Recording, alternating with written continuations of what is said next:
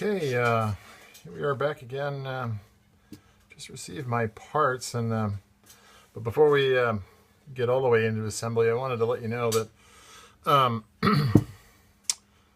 we last left off, actually the lower bearing with its outer race and inner race were on the shaft. On top of the shaft was the thrust washer, and this is an inner bearing race for the needle bearing of, I believe, the reverse side. So the book basically tells you to press off this race and thrust trying to get underneath this thrust washer, but there's not much space here to grab onto. I suppose if you have the right parts for your press, you're okay. So what I ended up doing was actually pressing right on this seal plate and slid everything off at once with the press. Came off fairly easily. So I'm just going to pull this seal plate off of this is the output shaft seal, and somebody pointed out to me if you mess this up in the installation, you can get your transmission all installed and then get a leak. You'll have to take it all apart again to get down to this seal.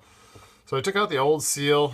It wasn't easy to remove, but I got it out because there's no face to drive on it, so I had to kind of, if you can see, I had to peel it back a little bit to get it out. And then actually use this old seal upside down, kind of a driving tool to get it set all the way back down in. So it seals on the sealing surface here, so that goes on first. Won't be doing it tonight, but probably soon I'll be reinstalling. The book basically says to heat these parts up to 100 degrees centigrade or 212 degrees Fahrenheit, and I'll be going through that process. And then it says press them on. I'm hoping I may be able to just drop them on. I'm going to try a process where we'll see if that'll work. Just a couple things. These are the get these things out of the way. These are the two thrust washers that this is the one on the forward side, which obviously was bad, that I am replacing. This is the reverse side. It had just a small indentation on it. This is one of the new ones. Bronze thrust washer. They seem to be plated bronze. I don't know, this one I can't imagine is going to be a lot different than the other. These are the replacement parts that'll be going in. The input shaft seal haven't changed yet, but I'll be doing that here shortly. Get those parts ready for the reassembly. Gasket seal kit. You can see it came today. It has a couple seals that I won't be using, but the gaskets obviously I will be using. And I'm waiting for my new micrometer to arrive. So I'll be comparing these new clutch discs. This is a new clutch disc to the old, and see if they are worn much. Naked eye, it looks like they're worn a little bit, but not a lot. I'm expecting that new part to come in here, a new micrometer in probably the next day or so. So I'm going to be double checking those things to see how they look. And the steel discs, I can see right away. Actually, probably a little bit heavier than, especially these over here on the forward side that have had some wear and tear. I can see right away that they are thicker just with the naked eye. But I'm going to check those and see how much they've worn, give me an idea at any rate as I move forward. But that's it for today until I get ready to go do the full install. I just wanted to kind of finish with this little bit of disassembly, which I didn't get to in part one. And also this better look at the flex plate. This This is the flex plate that will actually go on the Perkins diesel flywheel plate. This will get replaced.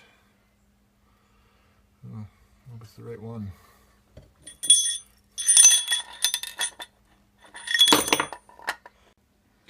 So this flex plate is actually the correct flex plate. I just didn't look correct when I first looked at it, but closer look, it definitely fits in.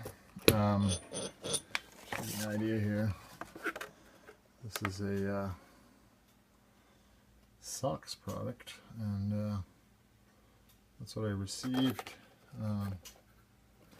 This flex plate. Just wanted to give you a general view, just workspace. One of the things that comes in handy is an enlarged view of the diagram. I think I find it handy to make sure I get everything installed correctly. So I blew this up on my plotter at work, and comes in handy to have something rather large. So okay, that's all for now. We'll be finishing this up hopefully with reassembly starting soon. Okay, my next step here is the book tells you to raise the temperature of the bearing up to 212 degrees Fahrenheit or 100 degrees centigrade. This is the bearing that I did heat up, dropping on the shaft because it's a tight fit. I actually have the shaft in the freezer, cool that off. I'm going to see how this works. So I'm using peanut oil here, and I've got a temperature gauge. Let's see where we're at. Well, we're coming up pretty fast. So we're at the 212 degrees, so turn that down a little bit and see how this works. Okay, I've just gone and gotten my shaft out of the freezer. First thing that's going to want to go on here is the seal. Got the new gasket on there. Get that in there, and let's see how this will work. Get some gloves here. Got to remember to get the race on there. That goes next. Let's see if this gets hot enough to slide on there easily. Okay. I've got a little helper here. Let's see if this will help me.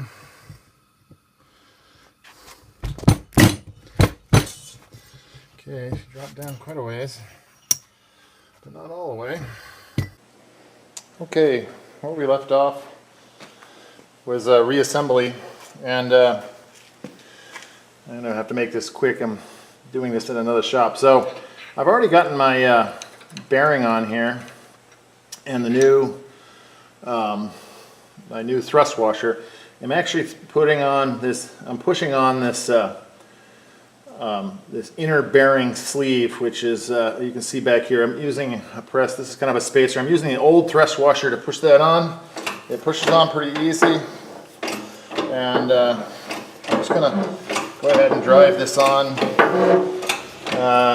I'm at about 500 pounds of pressure in order to get this on. This, of course, this tube is hollow. I'll show you here in a minute once I get it all the way home here where we stand. Still going on pretty easily.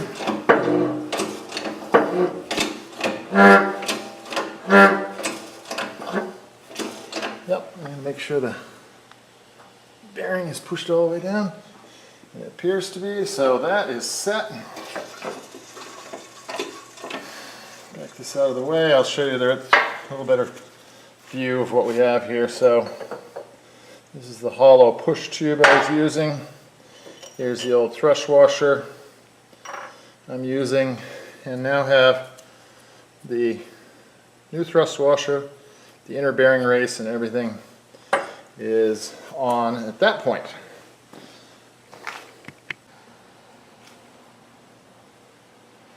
Okay, so Now that I got that inner needle bearing race on, I'm going to install the needle bearing, which goes down on that race. Then there's a spacer. Then I'm going to put the gear and clutch assembly, which should slide right over without any difficulties, and then mate with that the thrust washer on the bottom. There's also two spacers. Let me grab those. Again, because we didn't change any of the original bearings, the spacers will be the same.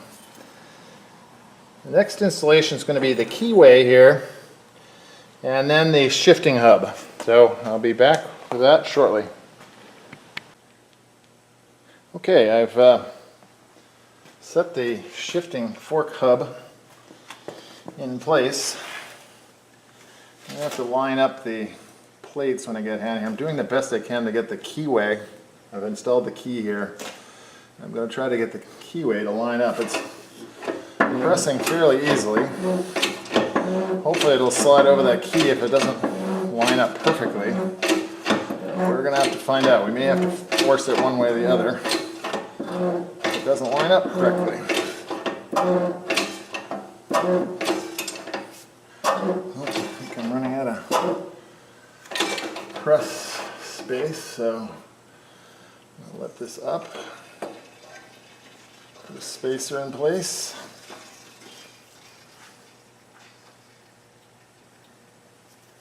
Yep, there we are.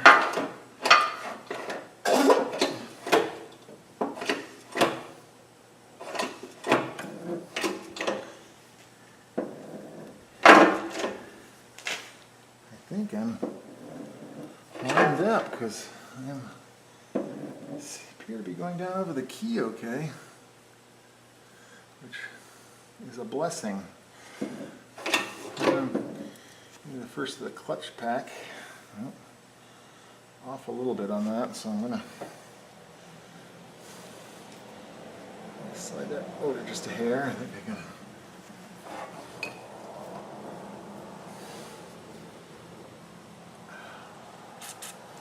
Okay, I'm going to have to slide that over. I'm going to need a tool to do this, so I'll be right back. Okay, I've pushed that over. I'm going to get this oops, rest the way on here. Should these line up this time?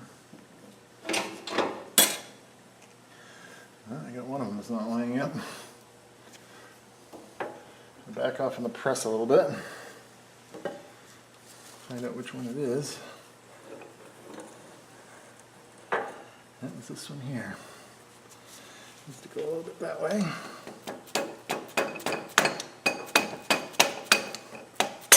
Oops. I got that one in, but that one, the bottom one went too far. Okay. Looking better now. See if I can get this last one in. Slide the shaft back over under the press. There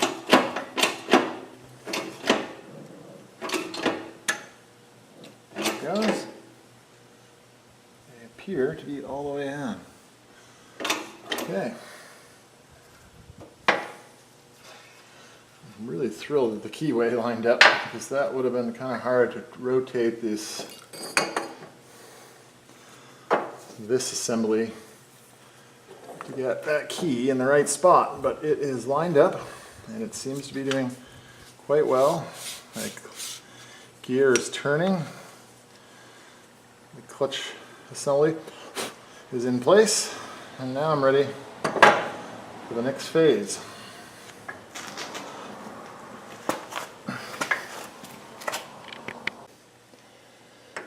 There's our other gear.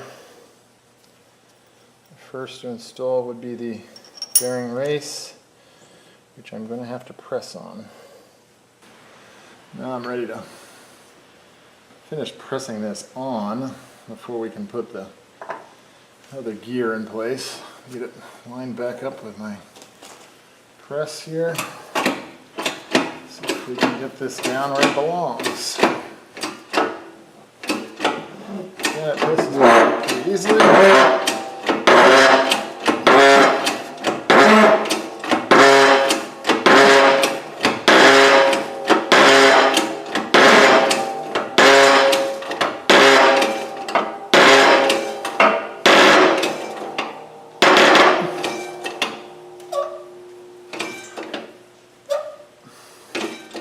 Okay, we are all the way on.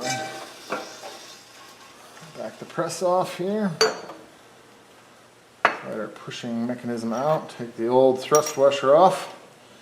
Now I'm going to be ready to install the new gear set, the new gear and, excuse me, clutch set. So I'm going to go grab that clutch set right now. Of course, the needle bearing goes in under the needle bearing race, then the spacer, and we start with a, they could go this way, let's do it this way this time. Well, no, I'm going to have to slide these onto the gear, so I can't do it opposite because I've got to fit these teeth onto the gear. It might be harder to do the opposite way. Then steel plate, clutch plate goes on, then a steel plate, and a clutch plate, steel plate, and clutch plate. Now I have to get these steel plates to line up and slide in the proper tab. So I'm going to hold them in position here, like so, and slide it onto, like so. Now it looks like we are in place. So next up is the outer bearing, and I'm sure we're going to have to press that on, get that to fit. Of course, I'm not putting the race on there right now, but actually I'll grab the race.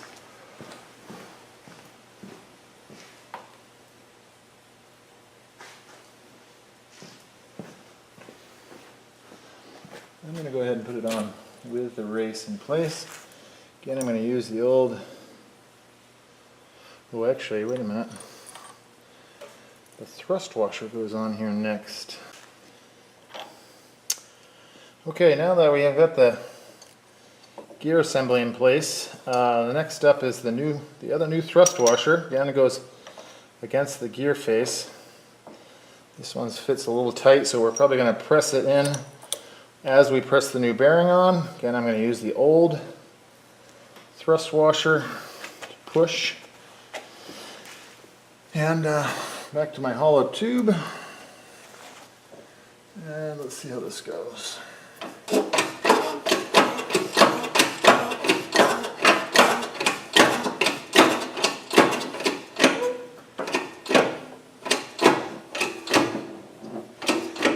Pretty easily.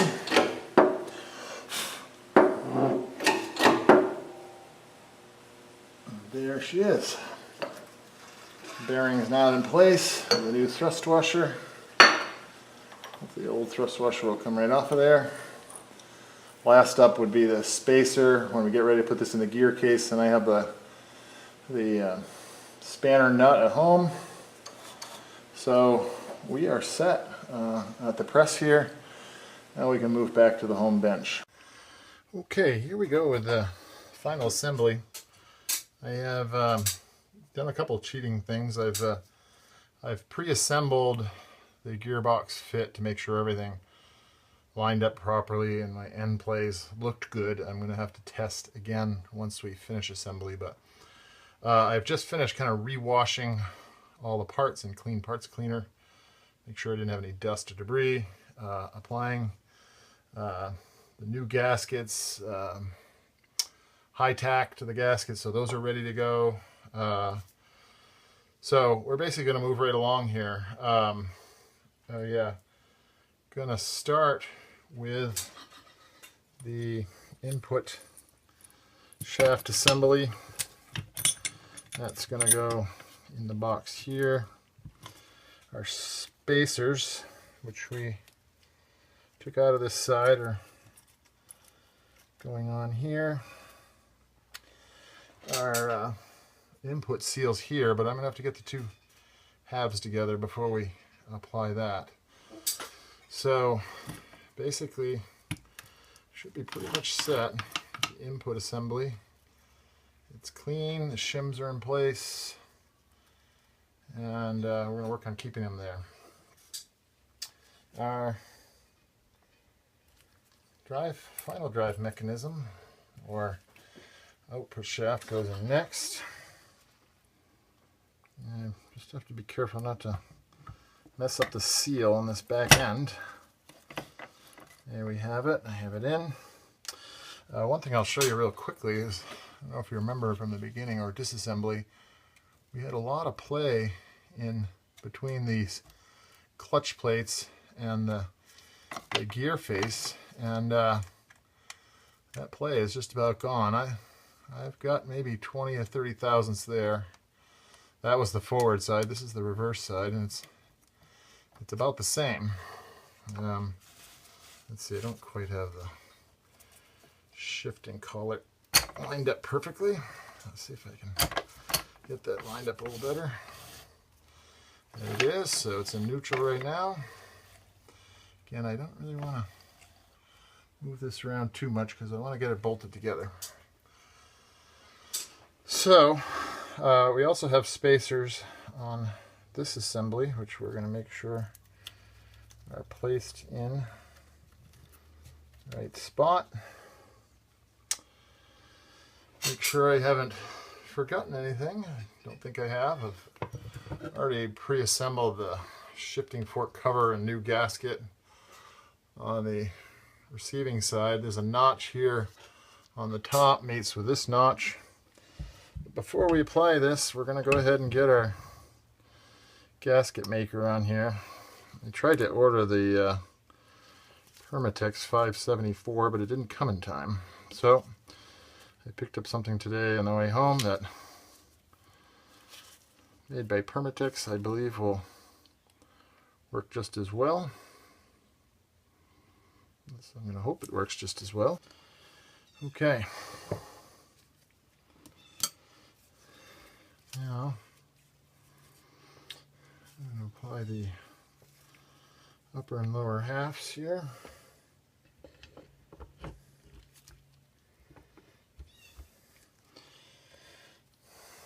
Yeah, when I tighten the bolts on these end plates, that will bring the alignment into the correct location here. So I'm going to start with this output seal. Get a bolt in there.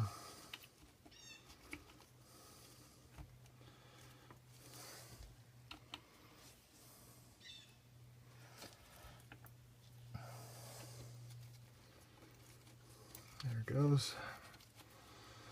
One down.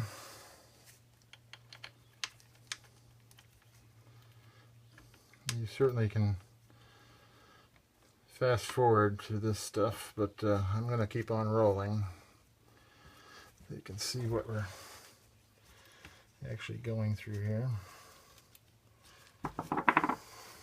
Take my socket here, might make a little alignment a tad easier. Get one on the bottom here. There we go.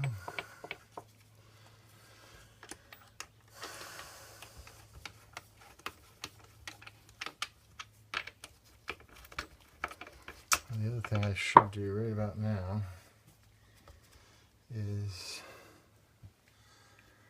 put at least one bolt in this half.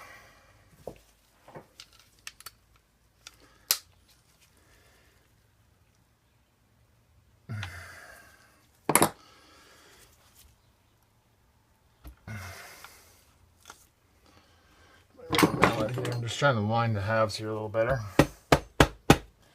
That looks a little better. Yep, much better. Now the bolt should catch a little better.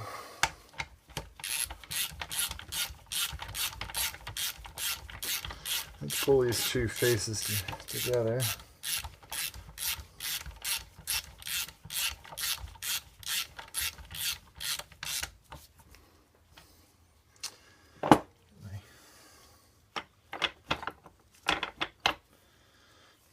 Okay, I got one in.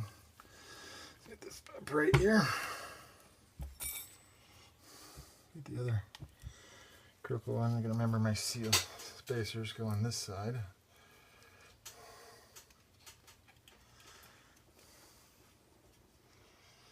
Yep, get my other long bolt in this half.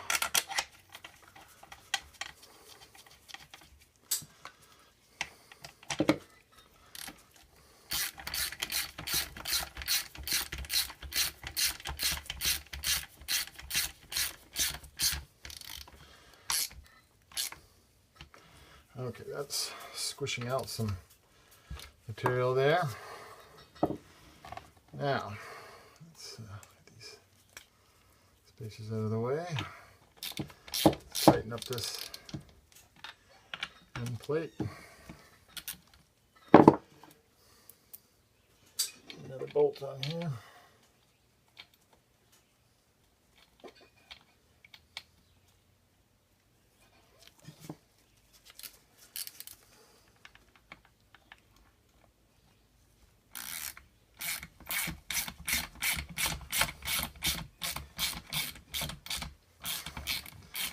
This is coming to you from southern Vermont. I don't know if I ever mentioned that, but this boat spends most of its time on Lake Champlain. Tonight it is hot and humid here. Doesn't always happen, but sometimes it even gets hot and humid in Vermont. Okay, last bolt on this output shaft seal. As I said earlier, I assembled this in the case to check fit and alignment and so forth last night, and everything looked really good.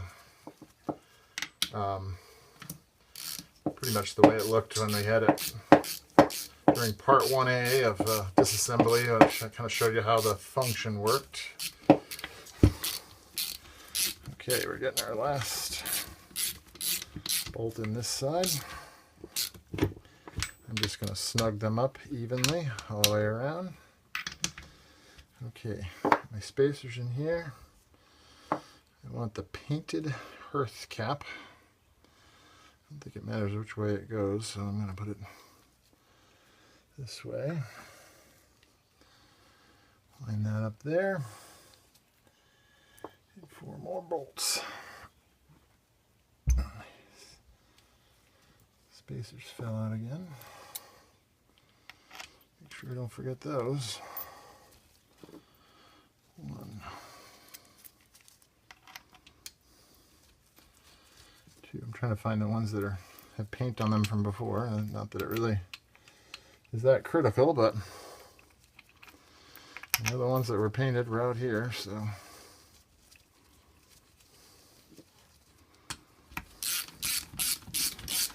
I'll do this quickly before the high tech sets up too much.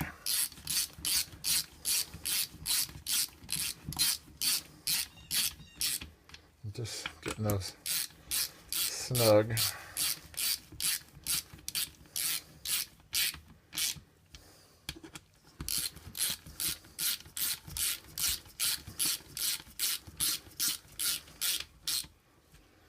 Okay. Now I'm gonna get them a little tighter. Yep, that looks good. Okay, now the output side, excuse me, the input side, I should say. Turn this over so we can see it. Put my bearing spacers back in here where they belong. If you recall, the bearing spaces, our shims were on the other side on this one, so we'll go ahead and start with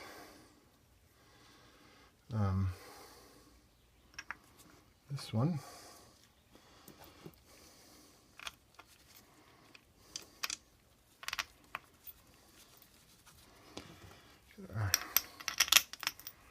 Four fasteners and wave washers in place.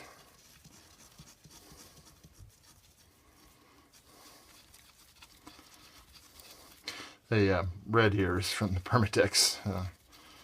I'm not working till my fingers are rubbed off. It's just the Permatex from applying that red high tack to the gaskets earlier.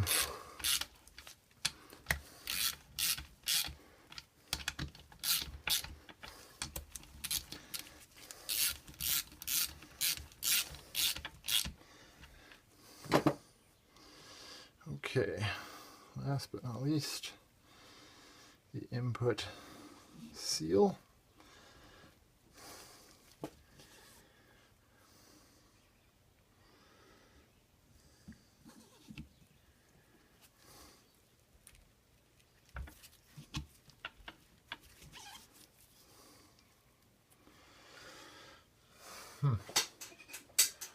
Check one thing here that doesn't feel all that great there.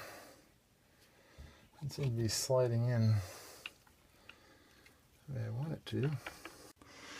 Okay, so we're back. Well, one thing that is common sometimes when in your haste is you can make mistakes. So when I was putting the bearing caps on the input shaft here, I started to notice that things got very tight. I couldn't understand why. Well, somehow I had managed to take the spacer set from both the lower and upper shaft and put them together behind the rear cover here. So now that I have generally separated and gotten the right spacer sets, and the input shaft spins quite easily, output shaft's good. And I'm going to be testing this for play afterwards with a micrometer, but I got a general idea now. You know, I don't have any play here in the output shaft. Let me see if I can get this in place here. So I do know that down here is forward. That would be the correct rotation for my prop, being forward. Middle, neutral, and up is reverse. Seems to be working exactly the way I expected to do. Now, if you remember before, in the assembly part 1A, I could go forward. I could actually make the transmission slip. I can't do it by my bare hands. I'm going to try putting the flex plate on here. I cannot make it slip, not with holding it on that way. So I can tell just by that. You know, we know that this basically, the thrust washer was the problem.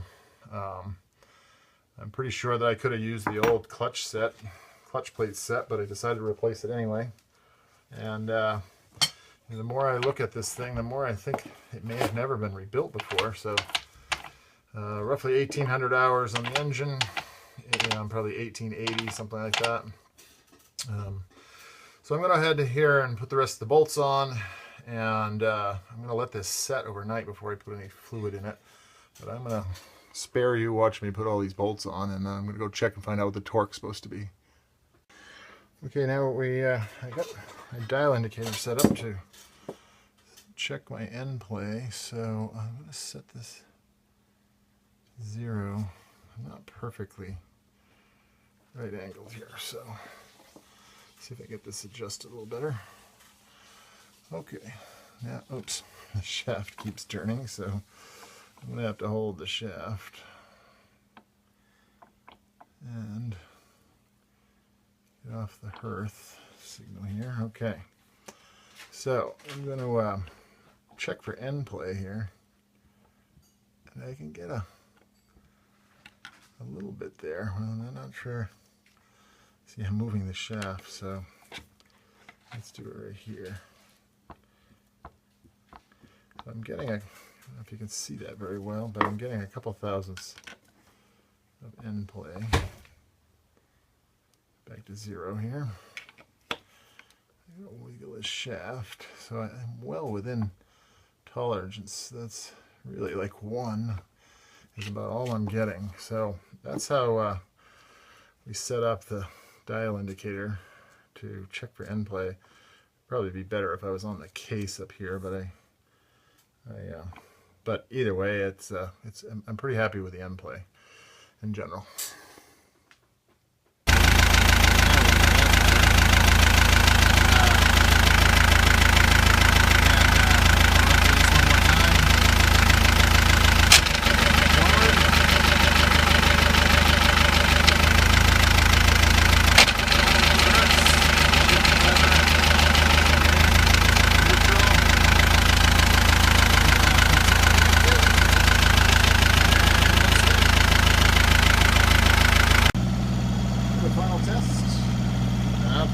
Cruising around the bay. This seems to be going well. Headed back into the hook. But looks like a success. I'm on about 2,000 RPMs, making a little bit more than 5.3 knots into the wind.